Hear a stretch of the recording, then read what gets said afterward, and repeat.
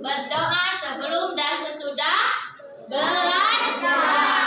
Itu berdoa sebelum dan sesudah belajar.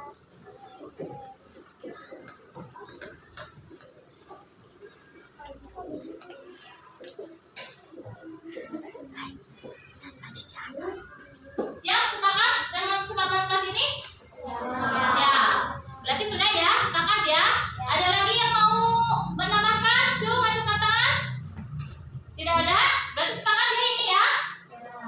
Ya. Kalau sudah sepakat, ya. Assalamualaikum warahmatullahi wabarakatuh. Pertama-tama saya ucapkan terima kasih untuk rekan-rekan yang telah menyempatkan waktunya untuk menghadiri pemaparan dan penerapan budaya positif modul 1.2. Untuk saya ini tugas CGP bagi saya ya. Saya CGP angkatan 9 dari SDN Cijeruk 1 Kabupaten Bandung. Semoga pemaparan saya akan membuka wawasan atau menambah ya, kalau wawasan kan guru-guru semua sudah punya dasarnya, jadi menambah wawasan tentang budaya positif dalam kelas dan khususnya di lingkungan sekolah. Nah, di sini ada pertanyaan pemantik, setuju atau tidak? Boleh dijawab yang ya atau boleh dijawab nanti juga tidak apa-apa. Yang satu, hukuman dapat mendisiplinkan anak. Yang kedua, pemberian hukuman dengan hal yang positif seperti membaca atau membersihkan halaman sekolah bisa meningkatkan kedisiplinan anak. Tiga, memberikan penghargaan dapat meningkatkan motivasi belajar anak. Saya mau tanya dulu, ibu bapak guru pernah menghukum anak? Pernah menghukum anaknya dengan cara yang kira-kira termasuk yang negatif atau positif? Positif. Contohnya seperti apa? Contohnya ya, kalau misalnya negatif atau tidak diam, anak-anaknya disuruh menghafalkan perkalian. Ya, disuruh menghafalkan perkalian. Terus apa lagi?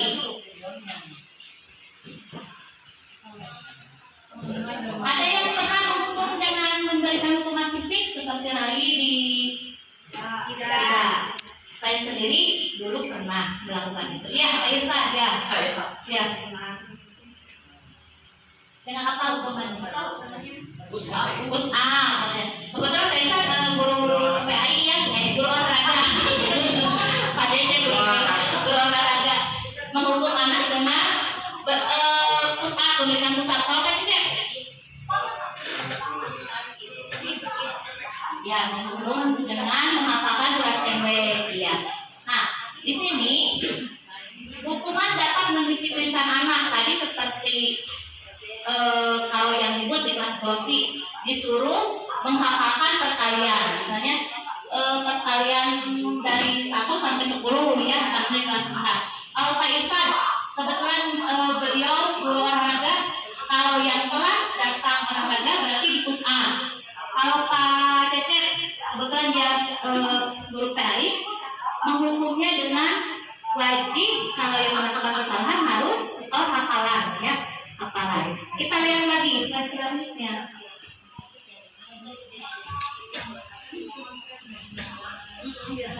Di sini ada konsep inti budaya positif. Yang ke-1 perubahan paradigma belajar. Yang kedua disiplin positif. Ketiga nilai-nilai kebaikan. Keempat kebutuhan dasar manusia. Kelima motivasi perilaku manusia. Keenam posisi kontrol guru. Yang ketujuhnya keyakinan kelas. Yang kedelapannya segitiga restitusi. Boleh slide selanjutnya. Sini, pembelajaran paradigma baru. Pembelajaran dengan paradigma baru merupakan pembelajaran yang dirancang berdasarkan prinsip pembelajaran berdiferensi, sehingga para peserta didik belajar sesuai kebutuhan berdasarkan tahap perkembangan sesuai teori psikologi modern untuk mewujudkan profil pelajar tersebut. Di sini, rekan-rekan semua, ada pembelajaran diferensiasi itu yaitu pembelajaran individu ya. Jadi setiap anak itu bisa atau dapat belajar dengan cara mereka masing-masing. Walaupun materinya itu sama, tetapi ibu bapak guru boleh menggunakan metode yang beragam. Misalnya, kalau saya, contohnya di kelas 5 organ tubuh, mempelajari organ tubuh, saya bisa menerapkan ada video, ada poster, ada bacaan, ada lagi artikel, dan menyajikan gambar-gambar yang beragam. Jadi si anak itu kan ada yang kinestetik, ada yang audio visual, ada yang kalau kita ceramah dia menangkap gitu ya.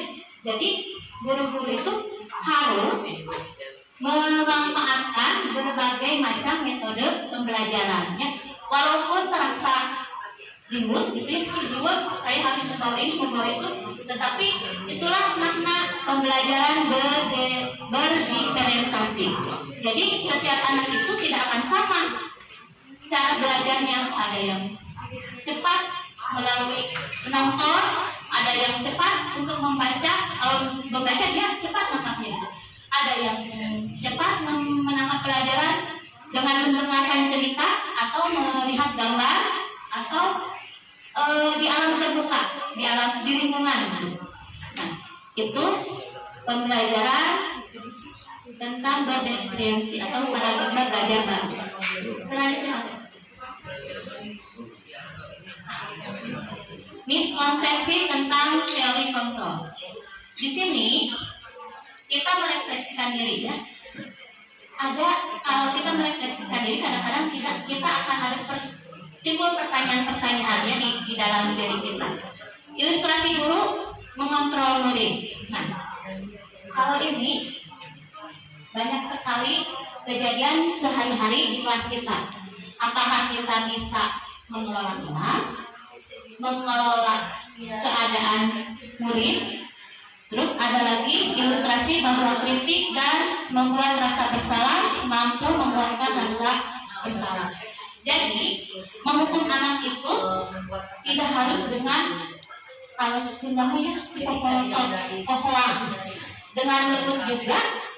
Mungkin si anak itu akan lebih tersentuh karena dia merasa, oh aku melakukan kesalahan tetapi aku tidak dimarahi, tapi aku hanya ditegur dengan lembut. Kan itu efeknya akan merasa bersalah kepada anak yang melakukan kenakalan, ya, kenakalan. Ada lagi ilustrasi orang dewasa dapat atau bisa memaksa. Nah, seperti maksudnya orang dewasa dapat atau bisa memaksa, itu balik lagi ke guru. Guru tidak bisa memaksakan kehendaknya kepada anak didik atau murid, ya. Contohnya, kalau kita misalnya memberikan materi, kalau si anak sudah mentok di materi itu, jadi tidak bisa mengerti, jadi kita tidak bisa memaksakan metode itu kepada anak tersebut, karena walaupun kita memaksakan, tentu saja metode itu tidak akan berhasil.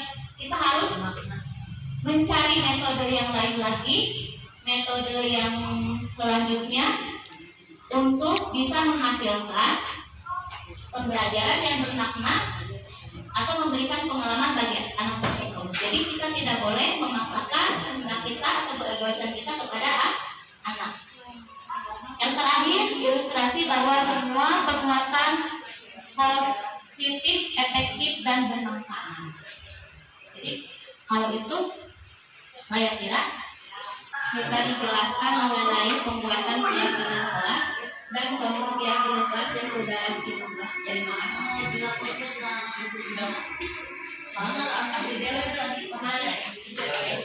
Terima kasih untuk Bu Ika pertanyaannya. Cara membuat keyakinan kelas ada 5 rasanya ya. Yang pertama, siswa menuliskan keyakinan kelas yang mereka inginkan. Biasanya setiap siswa akan berbeda menginginkan keyakinan kelas itu apa ya. Yang kedua, guru dan siswa mengulas keyakinan kelas yang telah dituliskan. Yang keempat, memilih keyakinan kelas yang penting. Jadi dari sebegitu banyak keyakinan kelas yang siswa tuliskan, kita sebagai guru menyaring atau memilah keyakinan kelas mana yang bisa dijadikan keyakinan kelas di kelas tersebut. Yang keempat, mengubah keyakinan kelas menjadi kalimat positif. Biasanya kan kalau kalimat siswa belum begitu terkata beruntun gitu. Jadi oleh guru dirangkai lagi kalimatnya menjadi kalimat yang positif. Yang kelima, mengecek keyakinan kelas dan menyepakati bersama, baik siswa atau guru. Contohnya ada di kelas saya. Ya, nanti disebar di grup aja ya. Terima kasih atas pertanyaannya. Sekian pemaparan saya tentang budaya positif untuk tugas CGT saya. Terima kasih atas atensinya dan terima kasih sudah meluangkan waktu untuk saya, untuk rekan-rekan saya, terutama ibu kepala sekolah sudah mau meluangkan waktunya untuk saya.